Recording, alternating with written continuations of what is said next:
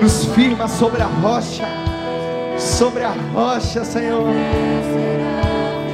Pois minha fé será firmada em Ti, Senhor. Leva-me ao Teu refúgio, onde me salvas. Faz-me andar sobre as águas. Vai, Senhor. Faz meus pés inabaláveis na jornada. Minha fé será firmada.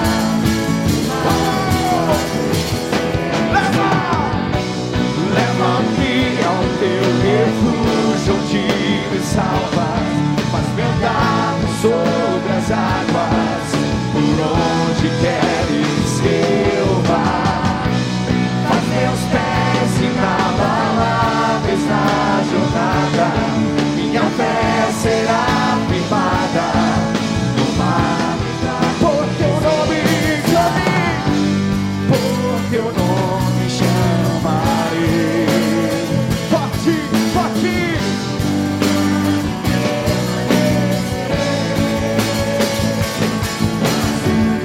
Nos braços Teus descansarei, pois eu sou Teu e Tu és meu.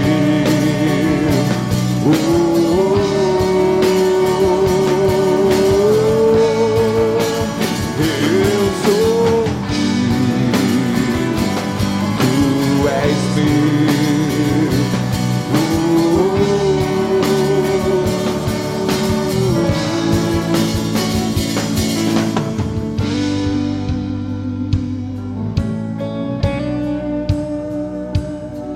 Clame ao Senhor, clame ao Senhor, e Ele ouvirá a tua voz, Ele ouvirá o teu clamor. Seja lá o que for, seja lá o que você esteja vivendo hoje, dias de luta, dias de tribulação, ou dias de alegria, de galardão, clame o nome do Senhor, para que você seja cheio do Espírito Santo, para que a graça do Senhor transborde em sua vida, para que onde quer que você ande, você possa exalar esse amor, essa glória, para que o Senhor te fortifique em dias de luta, para que o Senhor te faça forte, para que Ele firme os teus pés sobre a rocha, para que a tua fé seja firmada, para que o Senhor seja glorificado através da sua vida. Clame, clame, clame, clame.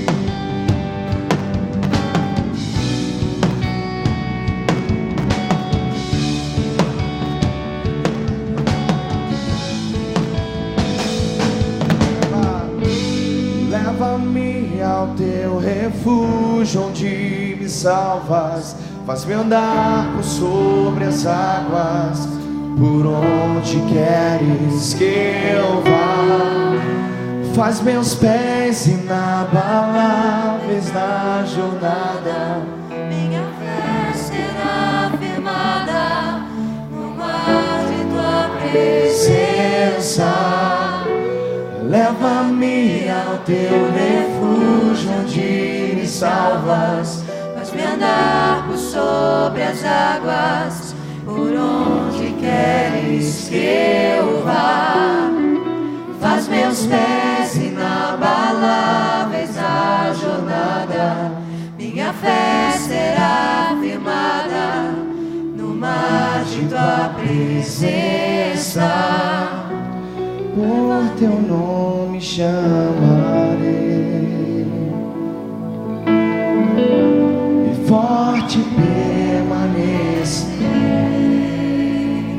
Nos braços Teus descansarei, pois eu sou Teu e Tu és meu.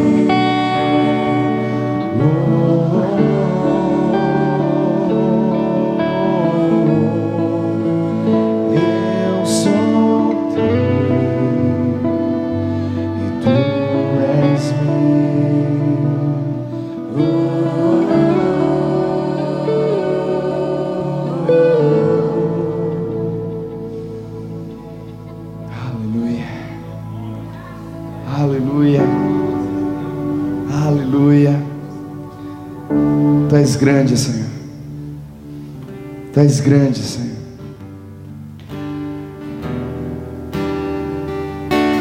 Sabemos que em Teu nome, Senhor, há esperança, há vida. Te agradecemos pelo Teu infinito amor, Senhor, ao ponto de enviar o Teu próprio Filho, o Teu único Filho, para morrer numa cruz pelos nossos pecados, para nos dar a salvação. Aleluia, ao Teu santo nome. Tu és maravilhoso, Senhor. Tu és grande, grande, grande, grande. Por Tua cruz, a vida e esperança, promessas de cura, de restauração. Por Tua graça, somos Teu reino, filhos herdeiros, livres em Ti. O Teu nome é salvação.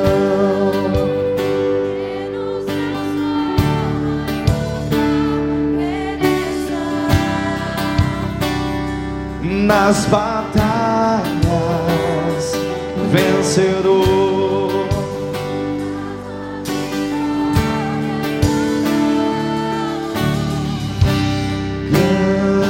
Grande, não há outro igual a Ti. Grande, não há outro igual a Ti.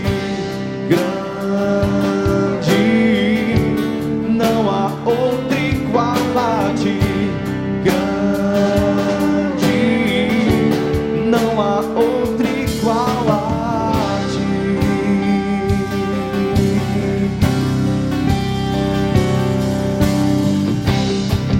Muralhas caem, cadeias se rompem,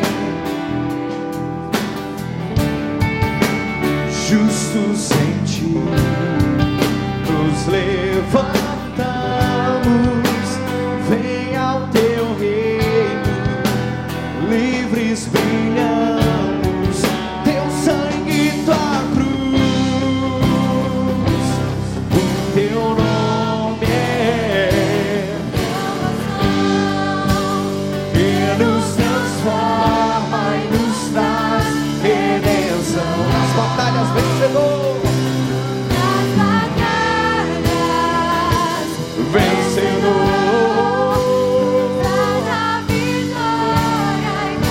Cante grande, grande, não há outro igual a Ti. Grande, não há outro igual a Ti. Grande, não há outro igual a Ti. Grande, grande, grande.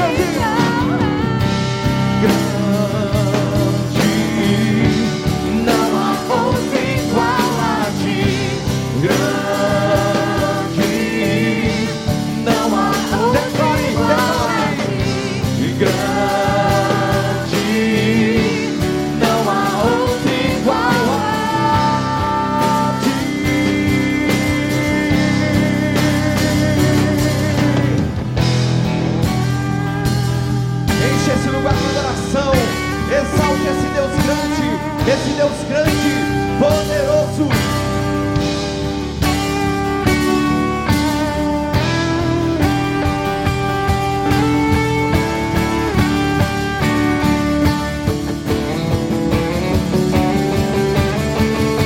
Em toda a terra, em toda a terra,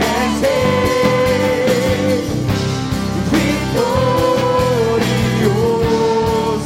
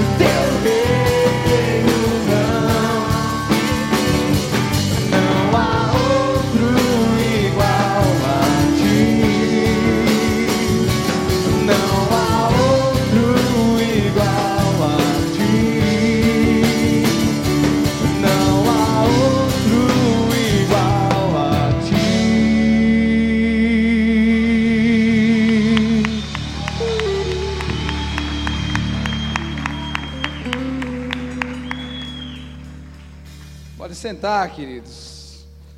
Você está feliz, sim ou não? Amém. Deus abençoe muito vocês. Rapaz, foi ligeiro, gostei. Olha só, hoje a gente vai concluir a carta do apóstolo Paulo aos Colossenses. Amém? Você crê? Eu creio. Eu creio. Faz 7 meses. Já está quase nascendo o menino. E a gente não terminava Colossenses. Então hoje a gente vai terminar Colossenses. E eu estava orando a Deus, porque hoje os versículos assim, não sei quem saúda não sei quem, não sei quem saúda não sei quem. Eu digo, meu Deus do céu, me dá unção para trazer a palavra do Senhor nessa noite. E eu creio que Deus vai falar ao seu coração, amém? Você crê de verdade? Então olha só, a partir da próxima semana, eu queria que você convidasse seus amigos para estarem aqui. De verdade, a gente vai começar uma série de mensagens chamada O Deus da Restauração. O Deus da Restauração. Você crê que Deus é capaz de restaurar sonhos, perspectivas, restaurar sua família, restaurar casamento, restaurar sua vida profissional, restaurar, né, sua vida completamente? Você crê nisso, sim ou não? Você crê que há pessoas, você olha assim, meu Deus, desse jeito, ele está com a vida destruída, acabada. Será que tem jeito? Eu creio que há um Deus capaz de restaurar tudo isso, amém? De verdade. Então a gente vai começar a falar sobre isso a partir do próximo final de semana. Então convide pessoas, convide amigos seus mesmo. Serão cultos assim onde eu sei que Deus vai falar muito ao coração, o Deus da restauração. E o Senhor vai nos dar graça para falar sobre isso, amém? Então, antes que eu me esqueça, só para lembrar, quem tem dificuldade de ônibus, que pega ônibus e tal, o ministério, ele tem investido em relação a isso. O que acontece? Quando acaba o culto, às 10 horas, sai o ônibus daqui, a gente aluga um ônibus, esse ônibus pega as pessoas aqui e vai até a integração. E ela pode parar em qualquer lugar nesse meio do caminho. Rui Carneiro, para as pessoas, pode parar em qualquer lugar, né? Então, é uma forma de lhe ajudar e facilitar essa sua locomoção. Então, acabou o culto, em vez de pegar o ônibus aí, né? Pega o ônibus, que você não paga nada em relação a isso, e aí ele lhe deixa em qualquer lugar nesse caminho até a integração, uma forma de facilitar esse transporte. Amém, galera? Então, Colossenses capítulo 4, Colossenses 4, a partir do versículo 7, do versículo 7 ao versículo 18, de 7 a 18. Que Deus fale a você. Diz assim a palavra do Senhor. Todo mundo encontrou? Se você não encontrou, está aí, ó. Fica tranquilo. Diz assim: Tíquico lhes informará todas as coisas a meu respeito. Ele é um irmão amado, ministro fiel, cooperador no serviço do Senhor. Eu envio a vocês precisamente com o propósito de que saibam de tudo o que se passa conosco, e para que ele lhes fortaleça o coração. Ele irá com Onésimo, fiel e amado irmão. Ele é um de vocês. Eles irão contar-lhes tudo o que está acontecendo aqui. Versículo 10. Aristarco, meu companheiro de prisão, envia-lhes saudações, bem como Marcos, o primo de Barnabé. Vocês receberam instruções a respeito de Marcos. Se ele for visitá-los, recebam-no. Jesus, chamado Justo, também envia saudações. Esses são os únicos da circuncisão que são meus cooperadores em favor do reino de Deus. E eles têm sido uma fonte de ânimo para mim. Epáfras, que é um de vocês e servo de Cristo Jesus, envia saudações. Ele está sempre batalhando por vocês em oração, para que com pessoas maduras e plenamente convictas, continuem firmes em toda a vontade de Deus. Dele dou testemunho de que se esforça muito por vocês, e pelos que estão em Laodiceia e Herápolis. Lucas, o médico amado, e Demas enviam saudações. Saúdem os irmãos de Laodiceia, bem como Ninfa e a igreja que se reúne em sua casa. Depois que esta carta for lida entre vocês, façam que também seja lida na igreja dos laodicenses, e que vocês igualmente leiam a carta de Laodiceia. Digam a Arquipo: cuide em cumprir o ministério que você recebeu no Senhor. Eu, Paulo, escrevo esta saudação de próprio punho. Lembrem-se das minhas algemas, e que a graça seja com vocês. Amém? Pai, obrigado, Senhor, por essa palavra. Obrigado, Deus, por esta carta que foi escrita, que durante tanto tempo, Deus, dirigiu, na unção do Teu Espírito, as mensagens nesse culto. Nosso propósito inicial, Senhor, é concluir, ó Deus, a exposição desse texto. Eu te peço em nome de Jesus, nos dá graça para isso. Fala aos nossos corações. É o que eu te peço em nome de Jesus. Amém. Galera, olha só. Eu estava orando ao Senhor de como expor a vocês esses versículos finais. Porque de fato, é assim, são versículos que falam muito sobre saudações, né? E cita muitos nomes. Nomes, inclusive, de pessoas que você nem imagina quem é. Quem é Tíquico? Quem é Tíquico? Aristarco, quem é Aristarco? Então, a minha oração é que eu vou tentar, de alguma forma, expor cada versículo para vocês. E há pessoas que vocês não conhecem, porque não é assim do senso comum, em termos, né, de conhecimento da palavra. A gente conhece pessoas como João, Pedro, né? A gente conhece Paulo, mas tem algumas pessoas que são importantes na palavra e que às vezes a gente nem sabe quem são, né? Nem sabe a importância que eles tiveram. Então a minha oração, queridos, é que em cada saudação dessa, em cada referência dessa, a gente tire lições para a nossa vida. Essa que é a ideia. Então, que ao expor cada pessoa, cada parte desse versículo, a gente vai tentar tirar lições para a nossa vida. E eu sei que o Senhor vai nos capacitar a fazer isso, amém, queridos? Então, o primeiro versículo que nós lemos, versículo 7, né, do versículo 7 ao versículo 9, ele fala de duas pessoas. Primeira pessoa, Tíquico. A segunda pessoa, lá na frente, ele fala de Onésimo. Então ele diz assim, Tíquico lhes informará todas as coisas a meu respeito. Ele é um irmão amado, ministro fiel, cooperador. Eu envio vocês precisamente com o propósito de que saibam de tudo. Aí lá na frente do versículo 9 diz assim, ele não vai sozinho, ele vai com Onésimo. Então deixa eu explicar um pouco essa história para vocês. Tíquico era um dos amigos mais íntimos de Paulo. Paulo tinha alguns amigos, e Tíquico era um desses amigos íntimos. Por isso que ele chama Tíquico de irmão amado.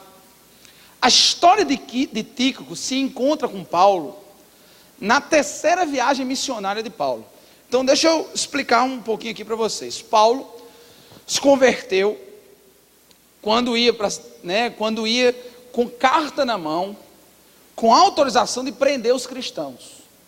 Estava lá, Atos capítulo 9, com autorização de prender lá os cristãos, tal. No meio do caminho, o Senhor Jesus se revela a ele, e a partir daí muda a história. Aquele que perseguia a igreja passou a ser um dos principais anunciadores da igreja de uma hora para outra, pelo simples poder do Espírito Santo, de encontro que ele teve com o Senhor Jesus. Olha só, queridos, é impressionante, você não tem noção do quanto uma pessoa pode mudar a partir de um encontro genuíno e verdadeiro com Jesus. Por isso, queridos, eu nunca digo assim, esse é um caso perdido, não tem jeito, é perdido. Esse aí, meu irmão, não tem, sabe por quê, queridos? O Senhor é capaz de transformar qualquer pessoa, amém, queridos? Você crê nisso? Eu penso que tem muita gente que antigamente você não dava nada por ele, mas porque um dia tiveram um encontro com o Senhor, tiveram vidas transformadas. Por isso, querido, nós nunca devemos julgar aqueles que um dia, de fato, tiveram a vida transformadas pelo Senhor Jesus, porque Jesus, ele muda qualquer realidade, amém, querido? Uma vez eu disse uma frase interessante num concílio masculino. Eu disse assim, que a gente costuma ouvir aquela ideia de que pau que nasce torto morre torto. Mas existe um carpinteiro, Jesus de Nazaré, que endireita qualquer pau, amém? Qualquer pau. Não tem isso não, Jesus é poderoso para mudar qualquer realidade. O que aconteceu? Aquele perseguidor tem a vida transformada. E a partir daí, Paulo, né, depois de um tempo de preparação, ele vai realizar 3 grandes viagens missionárias. 3 grandes viagens missionárias, e a última, quando ele preso, ele é dirigido a Roma, ele é conduzido a Roma, onde fica preso em Roma lá por um tempo, na sua primeira prisão, inclusive quando escreve essa carta. Depois ele passa um pouco solto, pouco tempo solto de novo, é preso novamente. Nessa segunda prisão, por exemplo, ele escreve 2 Timóteo, por exemplo, e só que dessa segunda prisão ele já não escapa mais, ele é morto, né? Ele é assassinado por causa do Evangelho. Então, na terceira viagem missionária de Paulo, no finalzinho da terceira viagem missionária de Paulo, Paulo está na Grécia, está lá na Grécia, e ele está da Grécia, ele ia para a Síria. Só que os judeus fizeram uma espécie de motim lá, para tentar prender Paulo, sabe, para tentar, veja que nós já estamos no final, né, desse ministério dele, porque a partir daí, finalzinho da terceira viagem missionária, depois ele já vai ser preso e conduzido a Roma. Então os judeus já estão cercando para tentar pegar Paulo. Ele, em vez de ir para a Síria, ele vai para a Macedônia, e nessa ida à Macedônia, acompanha Paulo algumas pessoas, entre elas Tíquico. Nessa ida para a Macedônia vai Tíquico, Timóteo acompanha Paulo, né? Aristarco, que a gente vai ver lá na frente, acompanha Paulo, e nasce uma grande amizade de Paulo com Tíquico, a ponto de que agora Paulo preso lá em Roma, Tíquico vai lá falar com Paulo, tal, e o próprio Paulo encarrega Tíquico de voltar à cidade de Colossos. Olha, volta lá, que a galera está preocupada comigo, volta lá, conta tudo que está acontecendo comigo, conta todas as histórias, leva essa carta para ele, leva essa carta aí para eles. Quando essa carta chegar lá, manda a igreja ler. Quando a gente, já adiantando, lá na frente assim, depois da leitura dessa carta na igreja, que seja lida também na igreja de Laodicense. A leitura, a expressão aqui verbal é uma leitura pública, do jeito que ele está fazendo aqui. É como se essa carta tivesse chegado lá, e a igreja se reuniu, vamos ver o que o apóstolo Paulo escreveu para a gente. E feito a leitura pública, imagina aí, você, a igreja endereçada, e recebendo assim essa carta do apóstolo lá presos. Então, além de mandar a carta, ele diz assim, ó, vai lá e conta para o povo tudo que está acontecendo, conta para ele o que você viu, né? Explica lá para a galera. Então, Tíquico, ele é encaminhado para isso. E Tíquico não vai sozinho, ele vai com o tal de Onésimo. Quem é Onésimo? Onésimo era um escravo fugitivo. Onésimo era naquela época, estávamos em regime escravagista, e Onésimo tinha fugido do seu dono, que literalmente era assim. O dono, né, de Onésimo, né, aquele que era senhor de Onésimo, era um homem chamado Filemon.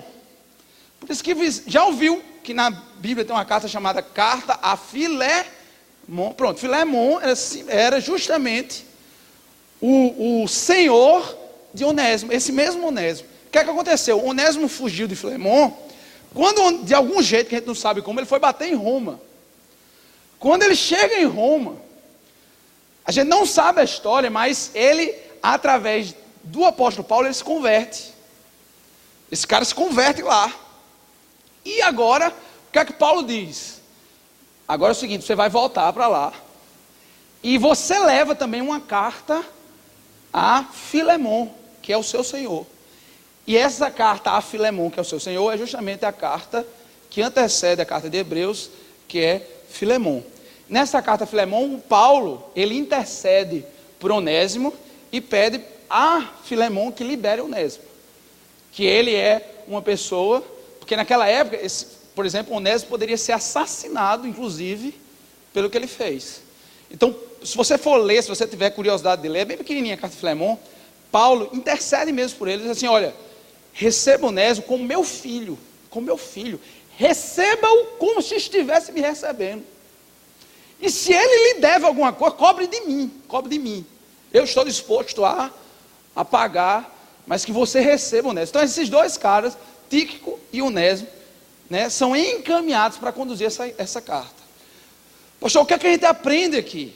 Primeira coisa que eu queria que você aprendesse aqui com esse texto, é que você seja de fato um amigo verdadeiro. Seja um amigo verdadeiro. Tem 3 expressões aqui, 3 expressões que ele usa, né, basicamente para os dois, tanto para ti como Onésimo. Chama amigo, né, irmão amigo, servo fiel e cooperador no Evangelho. Então a primeira coisa que eu queria trabalhar com vocês é: você é realmente um amigo de uma pessoa? As pessoas podem olhar para você e ver em você digno de confiança? Isso é uma pergunta importante, queridos. Aqui, queridos, é uma coisa importante. Por quê? Porque um cristão verdadeiro, aquele que um dia teve um encontro com Jesus, ele tem que trazer essa característica de ser uma pessoa digna de confiança, de ser uma pessoa que traz confiança aos outros, verdadeiramente. Olha só, a gente vive num mundo assim, extremamente individualista. Todo mundo quer se dar bem. Todo mundo quer se dar bem. As pessoas não estão nem aí para os outros.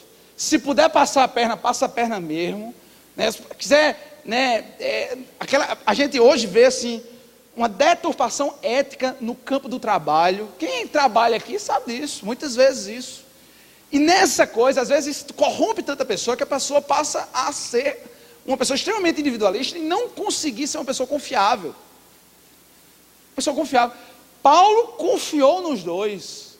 Quando ele chegou endereçando, né, Onésimo ao seu Senhor, ele diz assim: ó, receba-o como se estivesse me recebendo, uma pessoa de confiança. Eu confio nele.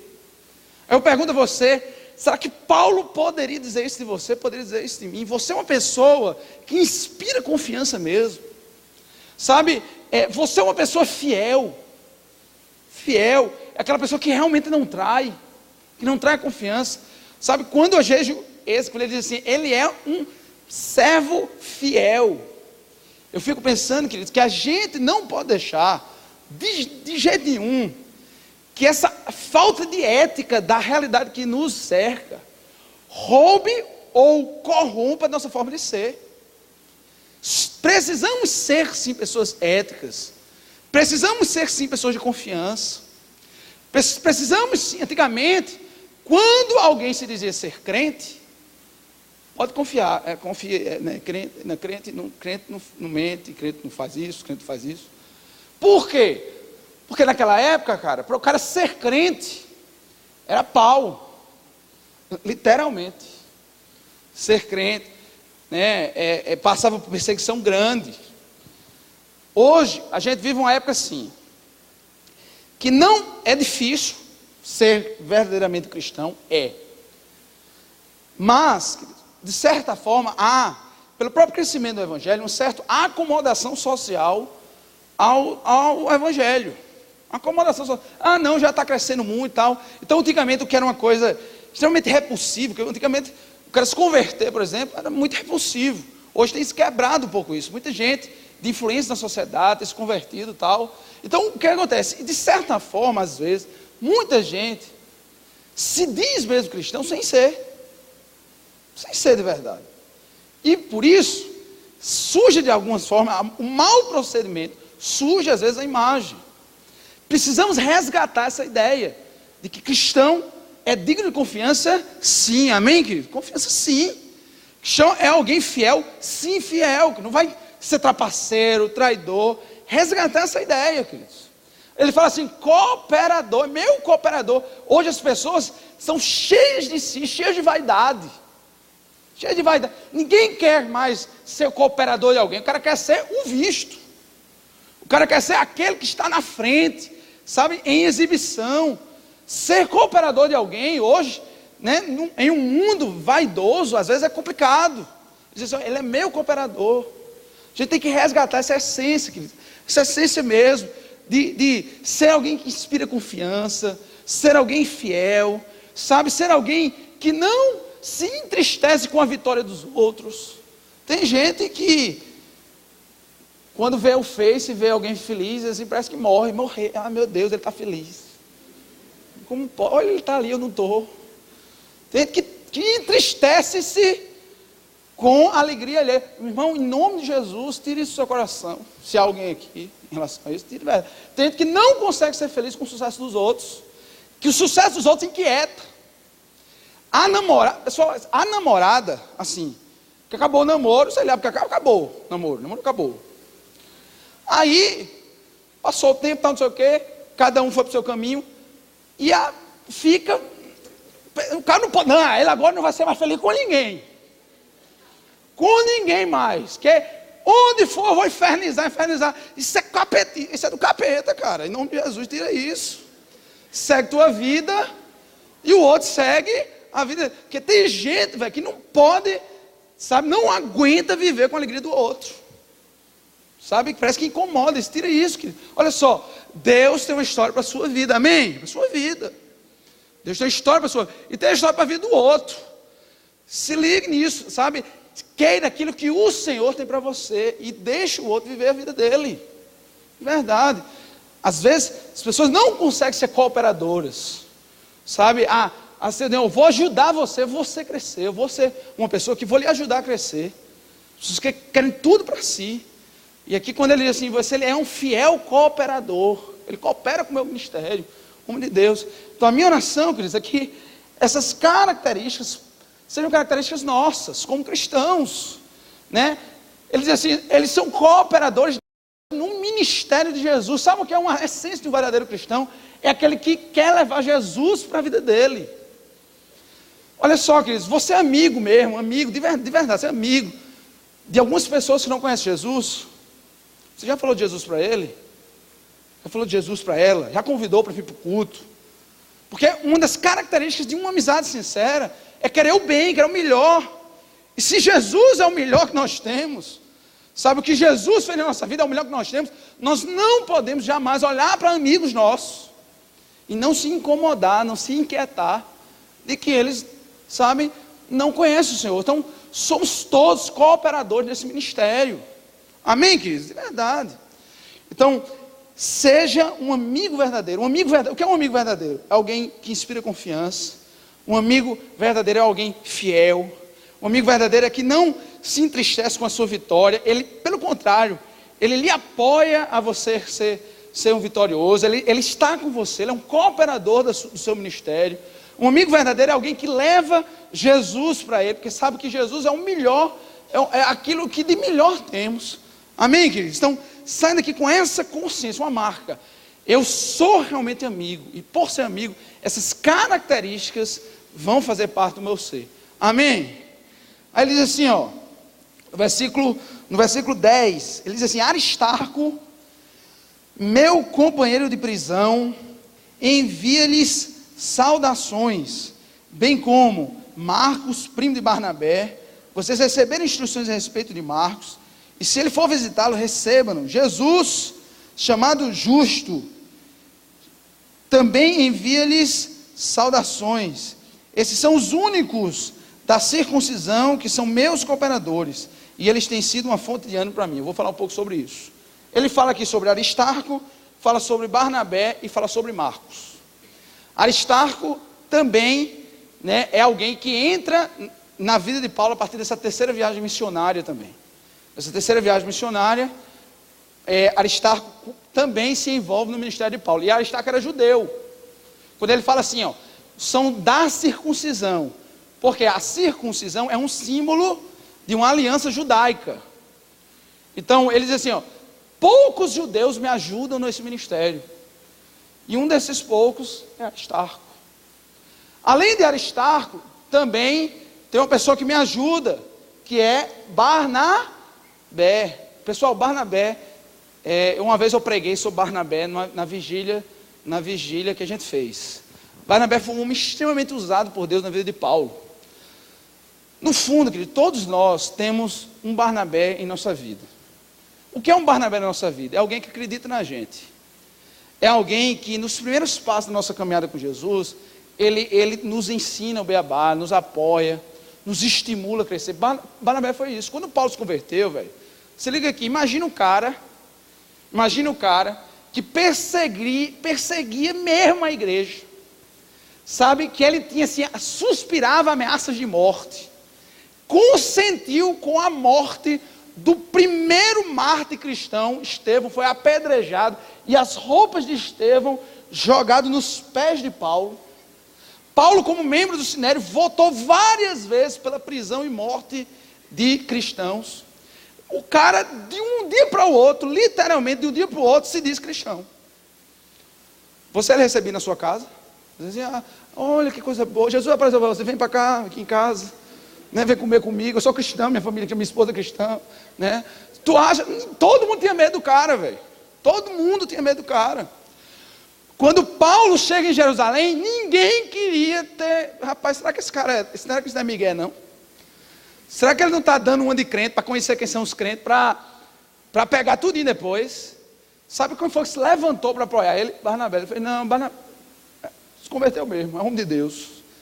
E Barnabé foi um dos primeiros a apoiar a conversão de Paulo. A gente precisa de pessoas assim. Seja um Barnabé na vida de alguém. Quando Paulo foi enviado a Tarso, passou um tempão lá em Tarso, sabe? Barnabé foi buscar ele lá em Tarso. Meu irmão, vem aqui comigo, a gente tem muita coisa para fazer junto, a gente tem um ministério para fazer junto. Então Barnabé foi um cara que acreditou de verdade em Paulo. A primeira viagem missionária de Paulo, a primeira que ele fez, ele saiu com Barnabé e Paulo. Interessante a ordem é assim. Na primeira viagem missionária aparece assim, Barnabé seguido de Paulo. Depois vira Paulo com Barnabé, assim, o crescimento de Paulo.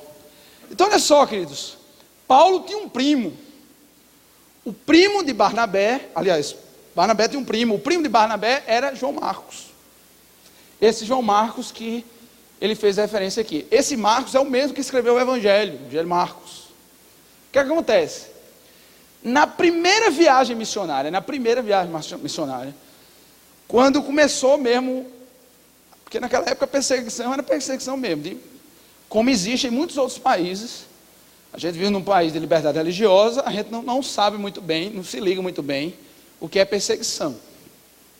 Recentemente a gente viu nas notícias dos jornais, né, de uma mulher que se converteu ao judaísmo e foi condenada à morte. Essa época de hoje.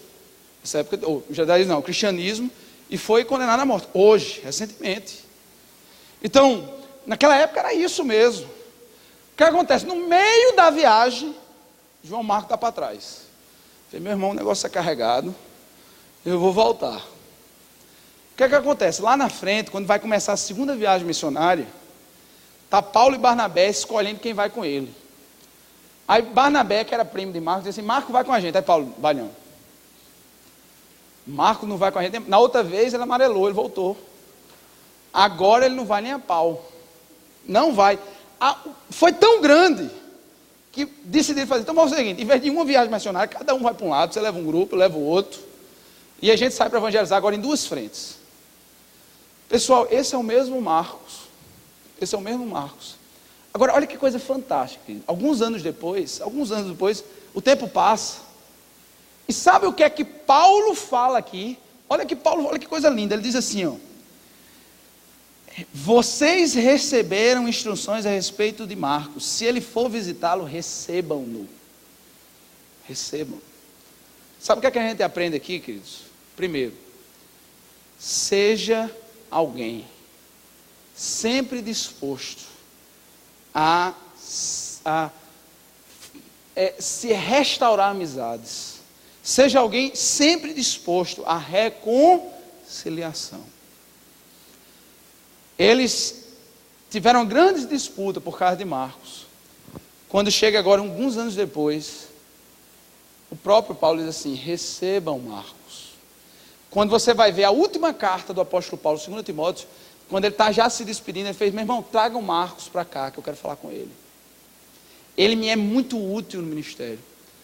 Meu irmão, tem muita gente que estão cheia de rancores, tem pessoas que não são dispostas a se reconciliar. Tem gente que guardam mágoas de alguém, sabe, pela vida inteira, a vida inteira. Estou dizendo, querido, que a pessoa não lhe feriu. Se a gente olha, por exemplo, naquele dia com Paulo, ele tinha todas as razões do mundo dizer assim: não vou levar, porque na última vez ele voltou. Eu não estou querendo dizer, queridos, que a pessoa não lhe feriu.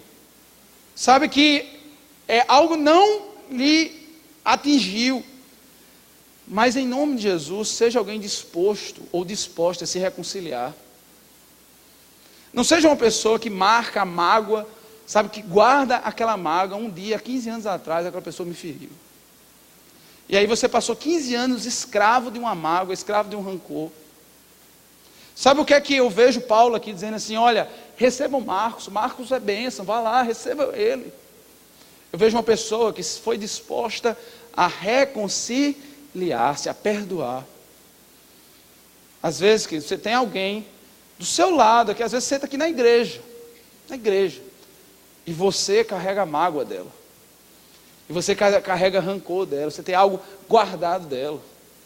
Em nome de Jesus eu lhe peço, seja como Paulo foi aqui, ele fez assim, estou disposto a me reconciliar.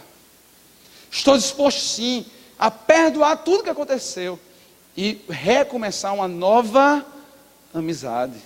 Seja uma pessoa disposta. Tem gente, querido, que porque alguém fez um dia algo que lhe entristeceu, você marcou essa pessoa para o resto da sua vida. Pode vir todo mundo, mas aquela pessoa parece que você tem um repúdio, tira isso do seu coração, que só faz mal a você, querido.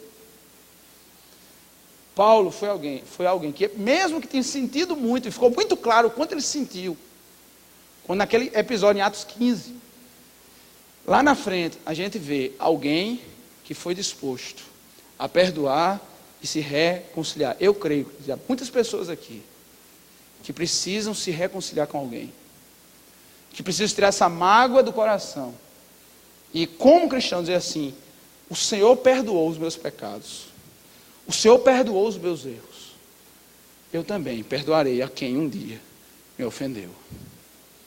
Lembra o Pai Nosso que o Senhor nos ensinou? Perdoa as nossas ofensas, assim como nós perdoamos a quem nos tem ofendido. Quantas vezes você já disse isso para Jesus? Quantas vezes você já disse isso? Senhor, perdoa na mesma medida que eu perdoo meus irmãos. Sem perceber, queridos, várias vezes você já disse isso. Você pediu a Deus para que Ele exerça com você a mesma atitude que você exerce com os outros. Já pensou nisso quando você orou o Pai Nosso? Quantas vezes você repetiu isso? E por que é que você ainda tem esse rancor no seu coração, essa mágoa no seu coração? Seja disposto, seja disposta a efetivamente se reconciliar. Isso é uma marca. Paulo aqui nos dá um ensino disso. Ele fez, olha, recebam Marcos, homem de Deus, receba. Lá na frente, queridos, quando Paulo já sabia que seriam os últimos dias da vida dele, lá em 2 Timóteo 4, ele sabia, tanto que ele diz assim, aquele versículo diz, combati o bom combate, acabei a carreira, guardei a fé. Ele sabia que estava chegando no fim. Nos últimos dias ele fez assim, meu irmão, tragam Marcos aqui, eu quero falar com ele. Ele me é muito útil. Talvez, queridos, essa pessoa, que há tanto tempo você guarda mágoa, é um Marcos na sua vida. Que você se afastou, mas quem sabe um dia, em uma reconciliação, eles seriam essa pessoa super importante na sua vida. Que sejamos nós, de fato, pessoas que se colocam dispostas a nos reconciliar. Tira a mágoa do seu coração, em nome de Jesus. Amém, queridos?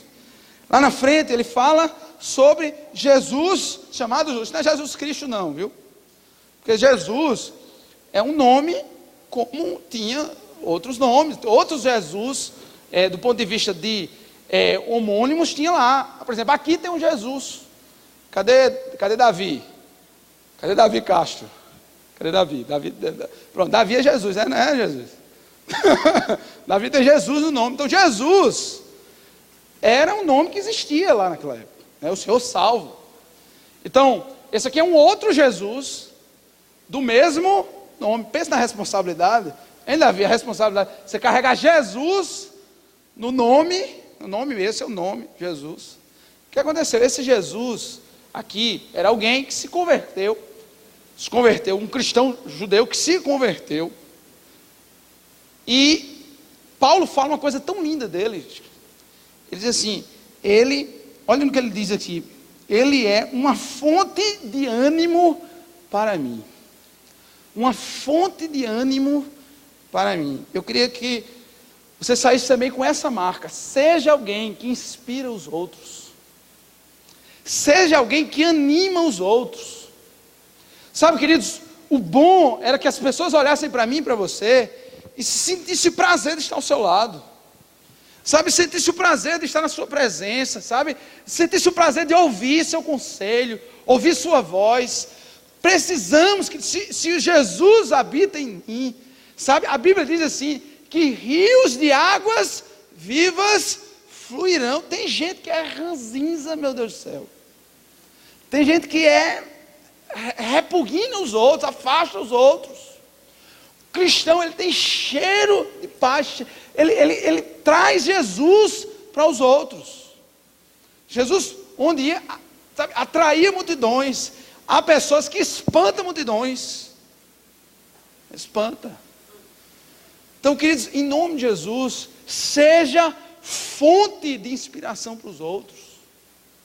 Sabe, se você é aquela pessoa, sabe, que ninguém fica feliz ao estar ao seu lado, porque você é aquela cara fechada, né, ranzinza, todo, meu Deus, deixa Jesus tirar um sorriso, né, sorria, a vida é linda, sorria, querido, inspire os outros, seja fonte de vida, querido, não de morte.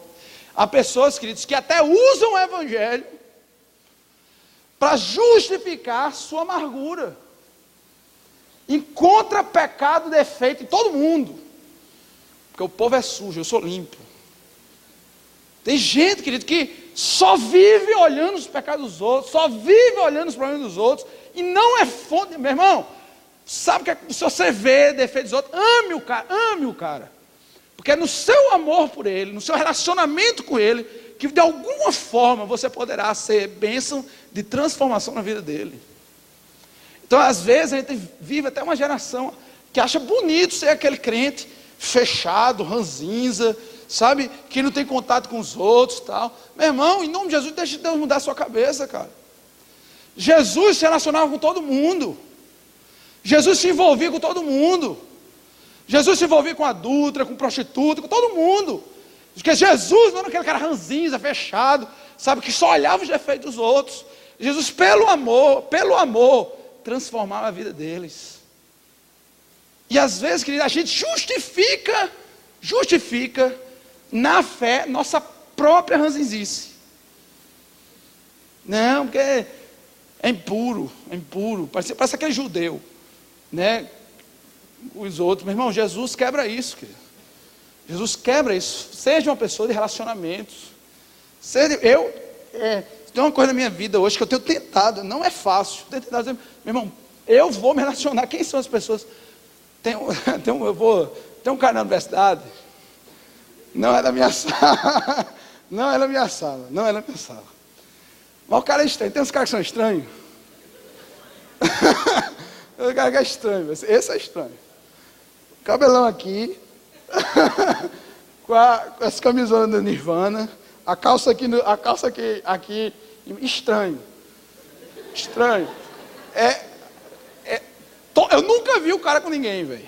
Quando eu entro, é com o celular ligado com o negócio no ouvido, pelos cantos. Que cara estranho. Vou atrás desse cara. Então, toda hora que eu chego na universidade, olha o cara, eu digo, vou falar com ele. Eu digo, meu irmão, tu nem olha, o cara convida, ele, tira aí, tudo em paz, velho, tudo bom com você? Prazer estar com você. Porque, queridos, eu penso que Jesus seria assim. Sinceramente, eu penso que Jesus seria assim. Jesus não seria mais um dizer assim, que cara estranho, vixe Maria, vou correr dele. Jesus não ia fazer isso, não. Jesus ia amar, velho. Jesus ia amar. Então, a gente precisa de resgatar como cristão, essa essência, velho. Essência mesmo de amar. Quanto mais você vê aquela pessoa assim, mais você deve amá-lo, porque é o amor que fará você superar isso. E é esse amor, esse relacionamento que você vai realmente transformar a sua... Não seja mais um a apontar o dedo. Para apontar o dedo tem milhões. Seja um a amar e acreditar e crer na restauração da vida dele. Amém, queridos? Amém mesmo? Então seja alguém que inspira, seja alguém que anima. Tão bonito que um dia Paulo escrevendo, né? Olha, manda saudação lá para fulaninha. Fulaninha é uma fonte de vida para mim. Imagina, Paulo escrevendo isso de você. É uma fonte de vida para mim. Então seja alguém que é fonte de vida para os outros. Amém, queridos? Aí lá na frente, ele vai no versículo 12 e 13, ele vai falar de um tal de Epáfras. Epáfras, quem ainda nada é Epáfras? Epáfras era um gentio, a gente não sabe muito da história dele, só sabe que ele não era judeu, ele era um gentio, que morava na cidade de Colossos, e se converteu. Só que ele diz uma coisa fantástica desse cara. Olha a descrição que Paulo fala de Epáfras. Ele diz assim, olha quem era Epáfras, no versículo 12 e 13. Epáfras, como vocês, é um servo de Cristo Jesus. Ele está sempre batalhando por vocês em oração. Sempre batalhando por vocês em oração. Para que com pessoas maduras e plenamente convictas, continuem firmes em toda a vontade de Deus. Eu dou testemunho de que ele se esforça muito por vocês e pelos que estão em Laodiceia Sabe quem era Epáfras? Era um cara que acreditava em investir na vida dos outros. Acreditava em investir na vida dos outros. Você é uma pessoa assim? Nós somos pessoas assim, sabe? Se Paulo pudesse descrever, esse cara é um cara que ora meu irmão, ele ora mesmo pela vida dos irmãos. Ele batalha em oração, a expressão dedica-se, é batalha mesmo, ele luta pela vida dos irmãos. Ele sabe, ele se preocupa, eu dou testemunho, ele diz, eu dou testemunho do quanto ele se esforça por vocês. Pessoal, olha só, queridos, nós precisamos ser pessoas que acreditam no poder de transformação do Senhor, amém? Então, veja só, queridos, há muito tempo que Deus tem deixado muito claro isso. Se nós estamos falando para uma geração de jovens, a gente tem que começar a quebrar aqui uns paradigmas, velho. Paradigma mesmo. Porque, olha só, já está sapateando aí na geração, sapateando na juventude. É tanta gente cheia de coisas, cheia de tribos, cheia de coisas. Aí sabe o que acontece? A igreja é mais uma para julgar, para botar o dedo, para criticar.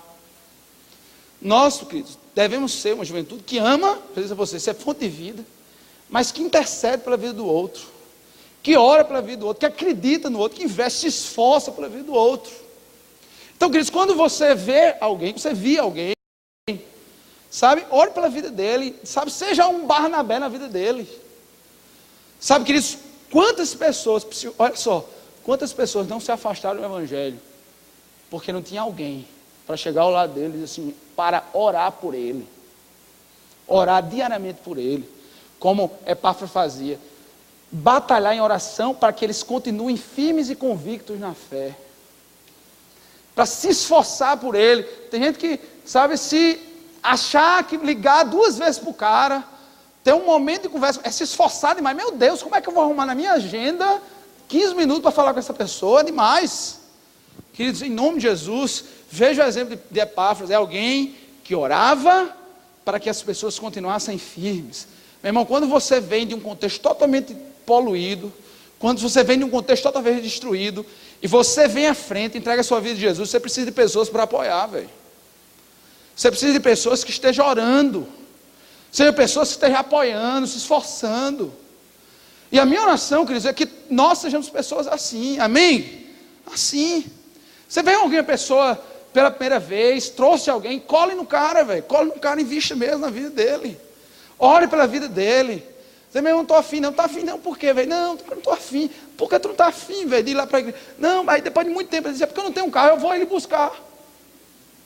Provavelmente eu vou ele buscar. Às vezes o cara por vergonha vem porque você foi buscar. E nesse negócio de você ter de buscar, o cara vai, daqui a pouco, meu irmão, ele está sendo bênção na vida das pessoas. Ele está sendo bênção na vida das pessoas.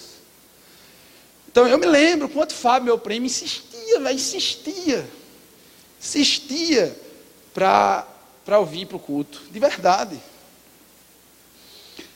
Até fazia chantagem. Assim, tem um cara de menina bonita, vá lá, não sei o quê. Eu me perguntando, vá lá. Então, ele usa todas as estratégias. Eu não oriento muito não, mas ele usou, né? Então assim, insistia com o cara, pro cara ir, velho. E porque ele insistiu, estou aqui. Então, você não sabe a importância de um gesto seu. Você não sabe a importância. Sabe de orar, dizer, meu irmão, esse amigo meu é perdido. Ore pela vida dele. Começa a orar, acredite na sua oração. Ouse orar pela vida dele, ouse. Cole no cara. Cole. E eu creio que um dia você vai ver ele fazendo isso na vida de outras pessoas, e vocês serem juntos louvando e adorando ao Senhor. Amém, queridos? Seja como um Epáfras. Um Epáfras. Que batalha em oração e que se esforça muito para que as pessoas continuassem firmes na fé, convictas na fé. Amém, queridos? Olha só, mais para frente, no versículo 14, olha o que ele diz. Lucas, o médico amado, e Demas enviam saudações. Lucas e Demas enviam saudações. Esse Lucas, o médico amado, aqui há pessoas que fazem medicina, pronto. Lucas é um parceiro de vocês aí. Então Lucas é o escritor do Evangelho de Lucas e o escritor do livro de Atos. É esse Lucas aí. E ele faz referência a um tal de Demas. Faz referência a esse Demas. Eu queria que você prestasse atenção nesse Demas. Demas era um cara que também era um gentio. Quando eu falo gentio é porque ele não era judeu. Ele era um gentio antes, mas que se converteu ao cristianismo. Não sei se converteu, bom, eu vou explicar a história para vocês. Ele morava na cidade de Tessalônica, Demas. Só, velho, que aqui você vê Demas com Paulo. Você vê Demas com Paulo, inclusive mandando saudações. Demas manda saudações para vocês. Passa 2, 3 anos, na segunda prisão de Paulo, lá quando ele vai dizer as saudações, em 2 Timóteo capítulo 4, lá um dos versículos final, ele diz assim, as pessoas me deixaram, dentre eles Demas, que amou o mundo e me abandonou. Você tem noção, esse cara aqui, o Demas, amou o mundo e me abandonou. Pessoal, seja alguém que persevera. Seja alguém que persevera. Não seja alguém, velho, que um dia caminhou com as pessoas, paquerou com Jesus, né? Teve ali com Jesus, mas porque seu amor era tão grande ao mundo, um dia você foi e abandonou. Deixa eu dizer uma coisa a você, velho. Eu já fiz referência a isso no sábado passado. A Bíblia diz que o diabo anda ao redor buscando quem possa tragar. Então, queridos, é muito comum, eu já cansei, velho, de ouvir, dizer, pastor, diga. Uma vez eu me lembro claramente com as palavras. Tinha um rapaz, foi uma menina, tinha um rapaz, que antes de eu me converter, eu era doida por ele. Doido, mas nem dava bola. Quando eu cheguei do cursilho, poucos dias depois, adivinha quem me liga? O rapaz. Ela foi. O rapaz. Pastor, o que é que eu faço? Deu um chute no cara. O que é que você vai fazer com um cara desse? Porque depois ela falando de como o cara é pilantra, porque tem gente que é pilantra nesse mundo. O cara é pilantra. Eu digo, meu irmão, o que é que você vai fazer se envolvendo com um cara desse? Mas pastor, era doido por ele, eu não dava bola, agora ele dá. Lógico, meu irmão. Lógico. É a seta justamente para lhe tirar do caminho. Era a seta que você precisava justamente para lhe tirar do caminho. Quantos jovens dizem assim, pastor, meu Deus do céu, quando eu me converti, eu nunca vi tanta tentação. Quando eu me converti, é todo mundo dando em cima de mim. Quando eu me converti, eu nunca vi tanto problema. Olha só, são setas para lhe afastar dos caminhos do Senhor. Que aqui, em nome de Jesus, nunca haja alguém do qual há 1 ano atrás, há 2 anos atrás, fazendo referência, fulano de tal, amou o mundo e nos abandonou. Seja perseverante, meu irmão. Persevere nos caminhos do Senhor, que vale a pena. Amém, querido? Vale a pena. Tem um versículo que eu anotei aqui, que eu acho fantástico, lindo. Lá em Hebreus, capítulo 10, versículo 38 e 39. Olha que coisa fantástica. Diz assim: o meu justo viverá pela fé. Se retroceder, eu não me alegrarei nele. Mas o versículo 39, eu queria que fosse a nossa bandeira mesmo. Diz assim: nós, porém, não somos dos que retrocedem e são destruídos, mas dos que creem e são salvos. Amém, queridos? Nós não somos daqueles que retrocedem, mas que creem e são salvos. Em nome de Jesus, não deixe que as tentações desse mundo, que as provações desse mundo lhe afaste dos caminhos do Senhor. Persevere, que nunca se diga de nós que amou mais o mundo e um dia nos abandonou. Que um dia siga de nós, este é firme, passou por luta, passou por provação, passou por muita coisa, mas não retrocedeu. Que um dia você possa dizer como Paulo, diz assim, combati o bom combate, acabei a carreira, guardei a fé, louvado seja o nome do Senhor. Amém, queridos? Firme, fique firme, meu irmão. Persevere e o Senhor vai te honrar. Amém? De verdade, queridos. Sabe, que nunca se diga de mim e de você, de alguém que não aguentou o tranco, se afastou de Deus. Sabe, queridos, porque às vezes, a gente vai vivendo o dia, vai se esquecendo dessas palavras, a gente vai deixando que tentações, que coisas nos esfriem diante de Deus. Não faça isso, querido. Persevere, sabe, esteja firme, e o Senhor vai te honrar. Amém, queridos? Aí, mais à frente, ele fala no versículo 17, lá no versículo 17 ele diz assim, digam a Arquipo, cuide em cumprir o ministério que você recebeu no Senhor. Arquipo era membro da família de Filemon, aquele Filemon que era proprietário do escravo Onésimo, que era senhor de Onésimo. Esse Arquipo aí era da família dele, provavelmente era filho dele. Ele era também alguém que se converteu, morava na cidade de Colossos, se converteu ao evangelho. A igreja se reunia na casa dele, assim, contextualizando, né, assim, bem contextualizado, como se ele tivesse uma célula dentro da casa dele, nessa perspectiva da igreja se reunir na sua casa. Sabe o que é que Jesus, através do Espírito Santo, através de Paulo, diz assim, avisa lá Arquipo, avisa lá, que ele está pensando em desistir. Avisa lá Arquipo, porque ele está pensando em entregar os pontos. Avisa lá ele, olha, Arquipo, cumpre o teu ministério. Meu irmão, tem pessoas aqui, velho, que estão cansadas do ministério. Eu sei que às vezes é luta mesmo. Jesus disse a você, meu irmão, cumpra o ministério que Deus te deu. Cumpra o ministério que o Senhor te chamou. Todos nós, queridos, fomos chamados para cumprir algo, fazer algo para Jesus. Todos vocês, receberam, a partir do momento que de fato entregaram a vida de Jesus, receberam uma capacitação espiritual para exercer uma obra para Jesus. Faça isso, queridos, acreditem nisso, não desperdice. Jesus disse para você, Pedro, Maria, João, sabe quem seja, cumpre o ministério que o Jesus te confiou, que o Senhor te confiou. Sabe, não se sinta pequeno, não se sinta pequena, porque no fundo, querido, pequenos somos mesmo. Você acha que eu me acho capaz de dirigir um ministério como esse? Não sou, velho, não sou. Se vocês pudessem entrar na minha cabeça, quando eu estivesse assim, no meu isolamento, dizer assim, meu Deus do céu, o que é que eu faço para fazer? Como é que eu faço? A minha total consciência de incapacidade.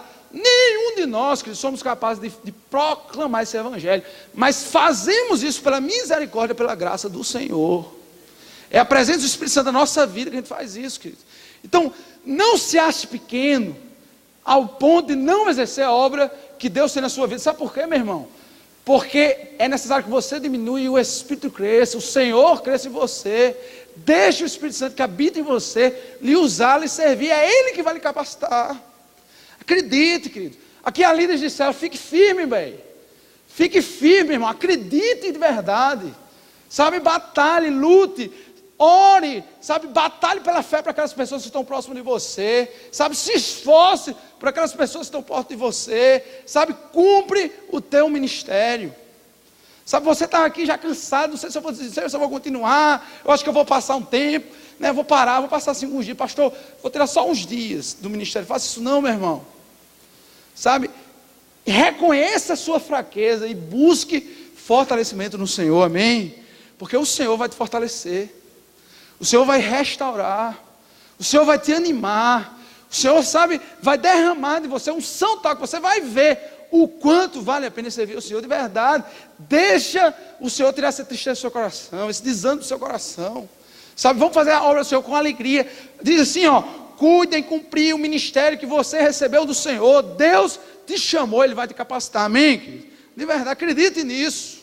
Que nós não sejamos daqueles que retrocedem, nós somos daqueles que receberam uma incumbência. Diz assim, meu irmão, missão dada é missão cumprida, eu vou até o fim, amém, queridos? Então, o fim, queridos, porque é assim, queridos, é o que o Senhor nos quer, assim é o que o Senhor nos quer. Finalmente,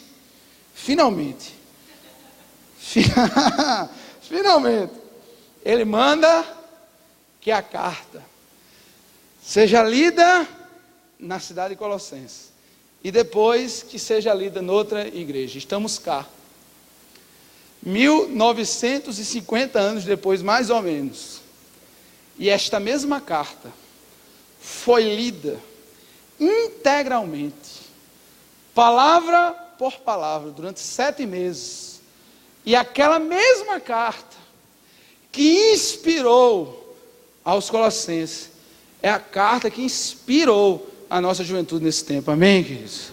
E a minha oração é que a promessa de Paulo, que diz assim, ó, que a graça do Senhor Jesus esteja com vocês. A minha oração, meu irmão, é que essa graça prometida por Paulo, profetizada por Paulo, que atravessou séculos, seja a graça que repousa sobre todos nós na igreja.